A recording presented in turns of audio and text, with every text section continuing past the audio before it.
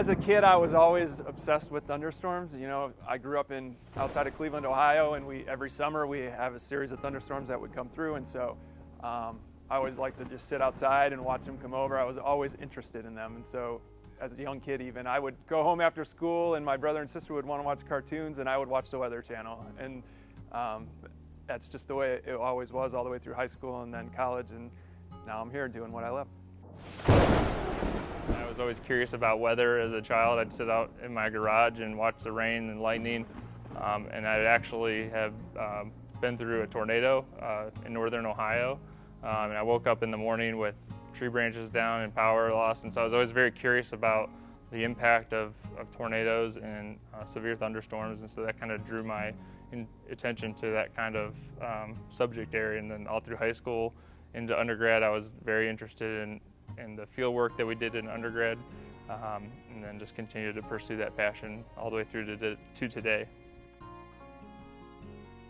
When a hurricane is approaching the United States, Texas Tech always sends a team out to deploy instrumentation to measure the winds during a landfall event.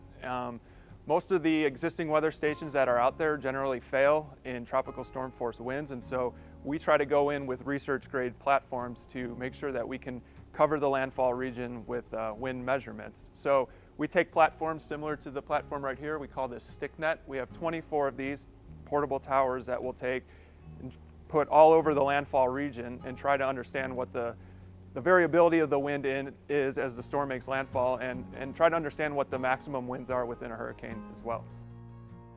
One of the most unique deployments we ever made was for Hurricane Sandy, which was in 2012. Generally when we deploy, we try to go to unpopulated areas where we can put platforms up and they're not disrupted by buildings and we don't have to deal with a lot of people and things like that. But Hurricane Sandy obviously made landfall in the Northeast, and it was very populated. It was very challenging.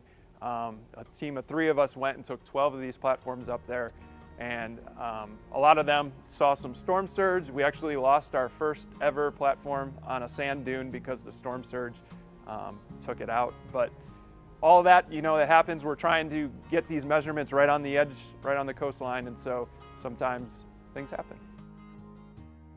Hazard mitigation really, to me, is studying the small-scale impacts on our structures that we design to withstand the impact of hurricanes, thunderstorms, tornadoes. And so it encompasses a large area of research, but typically we're just interested in how the wind impacts our structures, how does hail impact our structures, all the different components of the meteorological phenomenon. How can we better design our building code so that we mitigate the losses of life and property.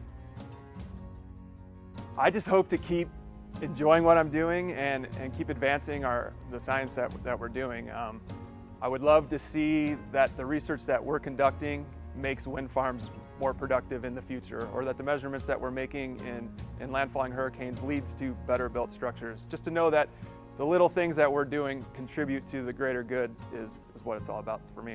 A part of something bigger than myself, and that's humbling. And I don't ever want to lose focus on that, because I think that's what continues to motivate us to do the work that we do.